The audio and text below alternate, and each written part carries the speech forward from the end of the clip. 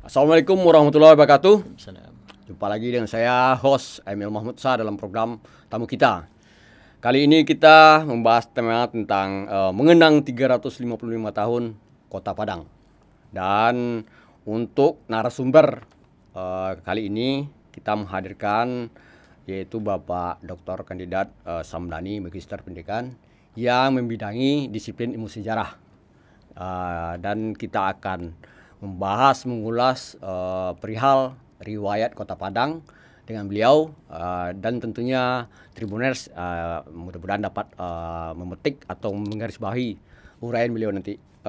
Sebenarnya kita sapa beliau itu apa kabar Pak Sam? Saya panggil Pak Sam ya. Iya, boleh. Ya. Kabar baik Pak Emil dari Tribun. Salam sehat untuk kita semua. Salam sehat juga untuk para Tribuner yang hari ini bersama kita berbincang tentang Kota Padang 355 tahun. Siap. Pak, ini agak walaupun berbicara sejarah ya, tapi juga kita jangan ke belakang melulu. Iya. Kapan nih sebenarnya jatuh tanggal, Pak? Nah, jadi sebenarnya Kota Padang ini kan sudah lama juga, Pak Emil. Ya. Sudah lama juga. Jauh sebelum Belanda datang, Kota Padang ini sudah ada juga. Ya. Jadi ada orang India juga sebelum kedatangan Belanda. Kalau orang-orang Cina justru datang setelah kedatangan Belanda. Ya. Jadi orang Cina itu datang pertama kali ke Pariaman ya. Karena Padang ini sudah menjadi sebuah kota yang agak menjanjikan untuk mereka berusaha karena mereka kan bidang ekonomi. Kemudian secara bertahap mereka pindah ke Kota Padang. Nah, pertanyaan Pak Emil tadi, kapan sebenarnya kok bisa 355 tahun ya kan? Nah, jadi sebenarnya ini terjadi pada sebuah peristiwa nih, Pak. Peristiwa yaitu penyerangan tiba-tiba dari masyarakat Pauh dan Koto Tengah kalau dalam bahasa kitanya terhadap Belanda di Kota Padang. Nah, satu hal yang perlu kita sampaikan di sini ya, Pak Emil, bahwa Kota Padang dulu itu tidak sama dengan Kota Padang hari ini. Kalau Kota Padang dulu itu hanya selingkar di kawasan Muaro atau Muara, Sungai Batang Arau, selingkar itu. Dan itu yang disebut dengan Kota Padang. Kemudian yang Padang, yang Pauh, Koto Tengah dan lain-lain itu yang bahasa kita disebut dengan Papiko kan, Padang pinggiran kota. Dalam bahasa Belandanya disebut dengan Padang Omelanden. Nah, jadi Padang pinggiran kota. Kawasan pantai ini kan disebut dengan Padang Benenenlanden. Nah, jadi itu Pak Iman. Jadi penyerangan itu terjadi sekitar tanggal 7 dini hari dan itu berhasil memporak-porandakan kedudukan Belanda yang dari Kota Padang, dan itu dijadikan titik di mana titik itu dijadikan sebagai peringatan hari ulang tahun Kota Padang. Jadi terjadi tanggal 7 Agustus dini hari, artinya tanggal 6 lewat itu tahun 1669. Nah, dari sana ditarik ke hari ini, itulah jadi 355 tahun. Baik, Pak. Pak, sebelum kita lanjut kita minum, Pak. Ini kebetulan mumpung ini khas mereknya Tribuner ya. Tribuner nih para penonton semua, kita minum. Saking semangatnya di awal pembicaraan saya sudah mulai agak tenggorokan saya agak ini, Pak. Baik, kita lanjut ya Pak Sam. Literasi tentang sejarah tadi kan Bapak jelaskan terakhir kan ada bukti sejarah ya, dan sejarah tentu bukti-bukti sejarah yang paling monumental itu tentu peninggalan. Jadi bisa Pak tambahkan, lanjutkan tadi Pak. Oh, boleh, enggak apa-apa. Jadi penyerangan yang dilakukan oleh masyarakat di Padang pinggiran kota itu, di luar Kota Padang yang kita ceritakan tadi itu tidak sekali dua kali. Penyerangan itu berkali-kali. Malah kadang-kadang Belanda melakukan perlawanan pula, menyerang sampai ke titik inti daripada Pauh dan Kota Tengah juga. dan itu pastilah diikuti dengan pembakaran rumah-rumah penduduk dan lain-lain. Tetapi ketika masyarakat Pauh, masyarakat Kota Tangah kuat lagi, mereka melakukan lagi penyerangan terhadap loji-loji Belanda yang ada di Kota Padang. Jadi itu terus berlangsung sampai kemudian POC habis. Itu tidak sekali dua kali. Nah, ketika masuk Belanda, maka itu terjadi perubahan-perubahan juga. Kalau POC itu kan lebih cenderung kepada perdagangan, ekonomi. Kalau pemerintahan Hindia Belanda pasca POC runtuh 1799 itu, mereka lebih cenderung kepada kekuasaan gitu. Mereka lebih cenderung oleh karena itulah masa itu disebut dengan masa pemerintahan Hindia Belanda. Kalau POC kan Verenigde Oost-Indische Compagnie. Jadi Indonesia itu dikuasai oleh sebuah perusahaan dagang. Tapi setelah POC runtuh, itu Indonesia dikuasai oleh pemerintahan Hindia Belanda. Nah, pertanyaan yang muncul kemudian adalah kapan sih Hindia Belanda itu datang ke Kota Padang? Nah, Hindia Belanda itu datang ke Kota Padang itu tidak datang sendiri, tetapi mereka itu memang diundang untuk datang ke Kota Padang. Siapa yang mengundangnya? Tentu orang-orang Minang sendiri yang ada di Kota Padang dalam rangka persaingan mereka terutama dengan Aceh, karena sebelumnya Aceh itu kan sempat menguasai pantai barat Sumatera, termasuk di antaranya adalah Kota Padang. Nah, jadi karena persaingan itu dimintalah untuk pemerintah Hindia Belanda yang pada waktu itu ada di Painan, Pulau Cingku yang waktu itu untuk membantu mereka melepaskan diri seperti ini, dan akhirnya berhasil. Nah, mereka berkuasa gitu. Nah, jadi seperti itu. Nah, perlu saya apakan sedikit sebenarnya. Peristiwa yang saya sebutkan tadi itu masih masa POC ya. Ketika Hindia Belanda, kekuasaan Hindia Belanda itu semakin kuat, dan ketika terjadi perang Padri, Belanda kembali diundang gitu, oleh kaum adat di Minangkabau dalam rangka menghancurkan kekuatan Padri yang ada di Minangkabau. Jadi kalau sebelum tahun 1800 itu yang mengundang itu adalah pihak-pihak bangsawan yang ada di Minang untuk mengundang orang-orang POC datang ke Kota Padang untuk menghadapi Aceh. Setelah tahun 1800 itu kaum adat dalam rangka memenangkan perangnya melawan kaum Padri, karena kaum adat itu kan ada yang terkena oleh kaum Padri, kebiasaan-kebiasaan mereka seperti berjudi, menyabung ayam dan lain-lain. Nah, meskipun kemudian orang Belanda itu membantu kaum adat, tetapi mereka tetap juga mereka tetap jalan juga perdagangan. Apa buktinya? Tahun 1824 Nederland Handelsmaatschapppij itu didirikan di Batavia sana, dan sekitar 2 tahun kemudian didirikan pula agennya di Kota Padang. Jadi Kota Padang itu adalah agen Handelsmaatschapppij NHM pertama di luar Pulau Jawa, dan setelah itu baru di kota-kota lain di Indonesia. Nah, jadi artinya apa? Artinya yang mengundang orang-orang Belanda itu datang, apakah itu POC maupun Hindia Belanda, itu adalah kita-kita sendiri. Jadi mereka dikasih kesempatan, ya mereka manfaatkan. Sayang kan negeri sesubur ini dibiarkan begitu saja dengan model penduduk yang tidak bersatu seperti ini. Kan bagus, ini bisa diutak-atik, dan mereka berhasil, dan akhirnya sampai ke kedatangan Jepang baru mereka berhenti. Baik, Pak. Itu Pak.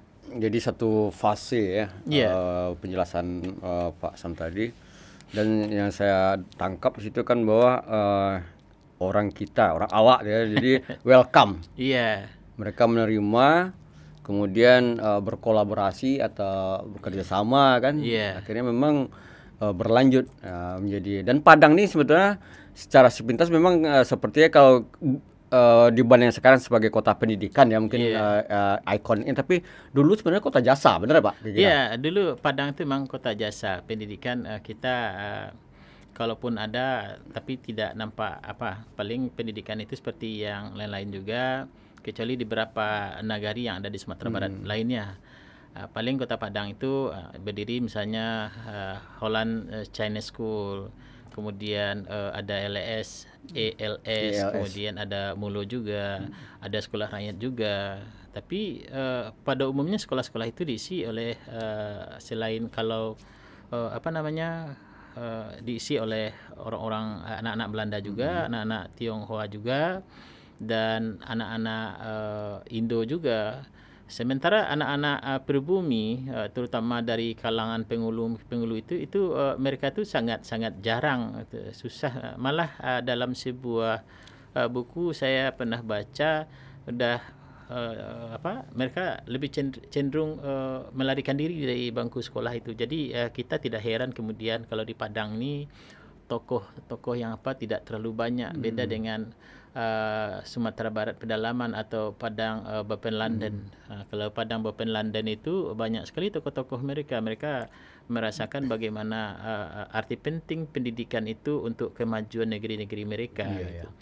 Dan itu berkaitan dengan pendidikan, sehingga kalau peninggalannya tidak banyak juga, paling-paling belakang Tansi SD itu paling-paling itu termasuk SD awal juga di Kota Padang. Kemudian ada lagi AMS yang SMA 1 lama, kemudian ada Mulo SMP 1 lama, dan sebagian dari sekolah-sekolah lama itu banyak yang diruntuhkan, dan mungkin karena kealpaan kita dalam sejarah ya.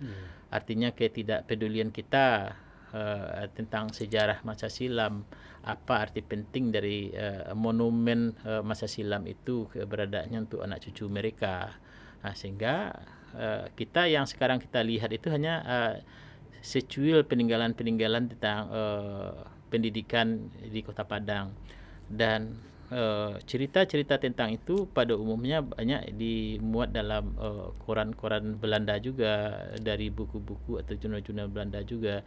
Dan satu hal yang susah sekarang yang terjadi adalah keabaian kita tentang bahasa. Sehingga ketika kita tidak menguasai bahasa itu, tentu kita tidak tahu apa yang dikisahkan oleh catatan-catatan masa silam yang berbicara tentang bahasa masa silam itu. Baik, Pak Sam, saya tertarik tadi ketika Pak Sam mengatakan bahwa perhatian mungkin ya, kalau terhadap pendidikan mungkin agak lebih dibanding dengan ekonomi, mungkin di Padang mungkin dibanding lagi dengan daerah pedalaman lah di Sumatera Barat atau Minangkabau itu kan.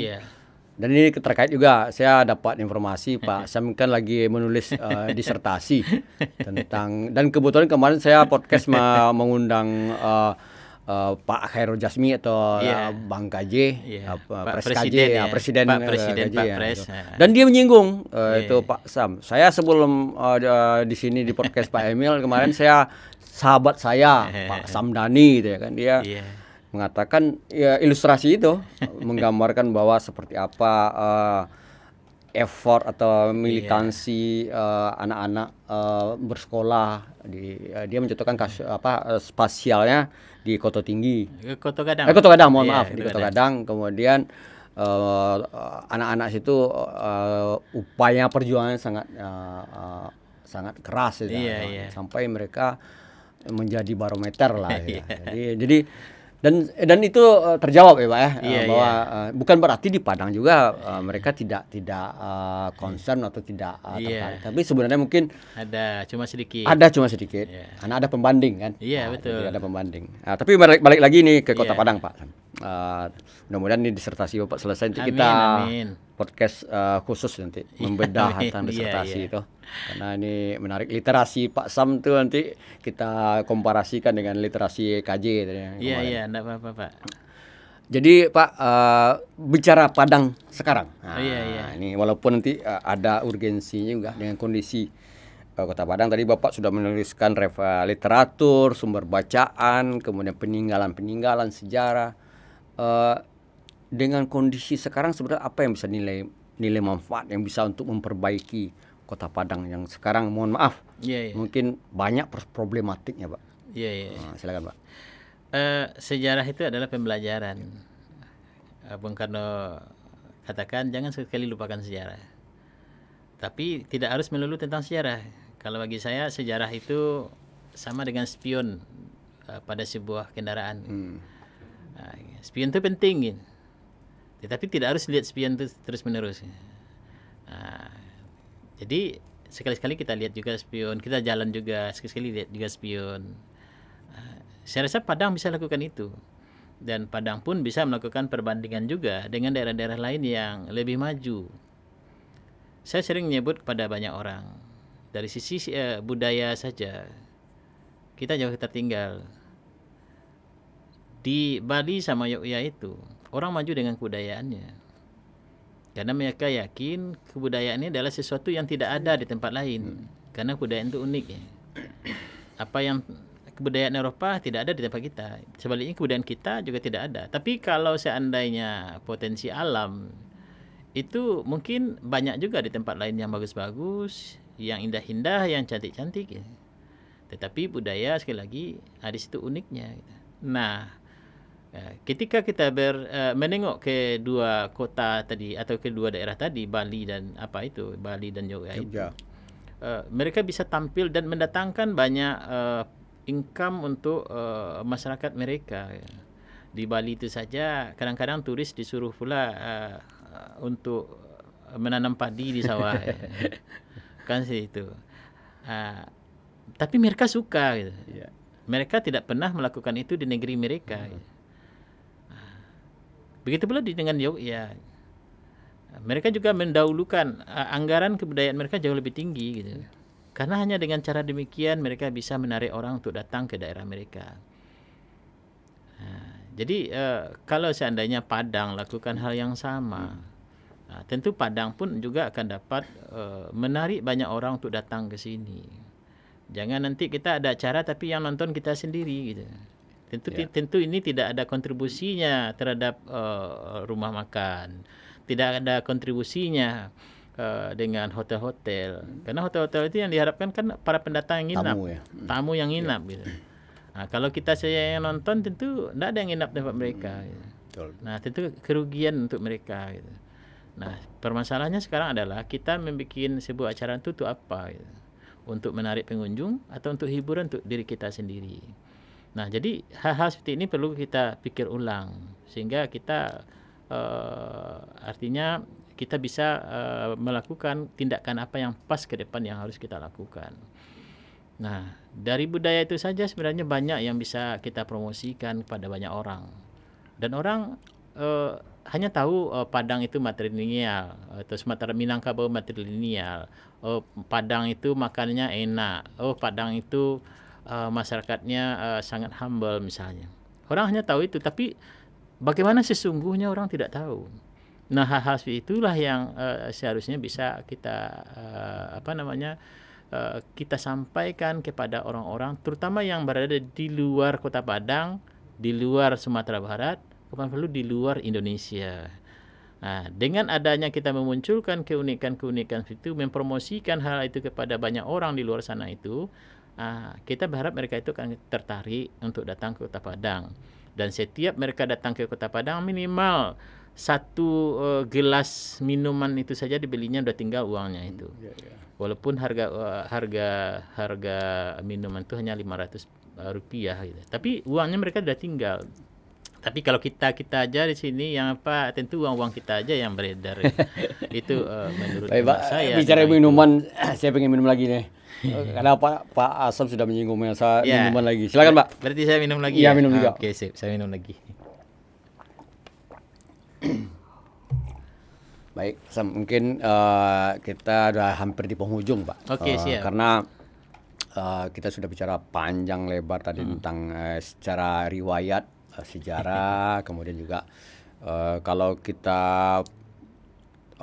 di dokumen atau arsip mungkin kita bongkar mungkin akan lebih banyak lagi. Banyak Sekali. Kota Apalagi Padang. Pak Sam sendiri penulis sejarah juga kan dengan teman-teman. Itu tuh banyak referensi literatur yang sudah ditulis. Iya. Mungkin publishnya mungkin yang belum terpublish semuanya. Iya. Kita mungkin bisa berseri lah nanti Pak. Iya. Kita sesuai dengan temanya. Sekarang ulang tahun Kota Padang. Nah, Iya. kita coba ulas secara sejarah. Ini sebelum penutup atau closing Pak. Iya.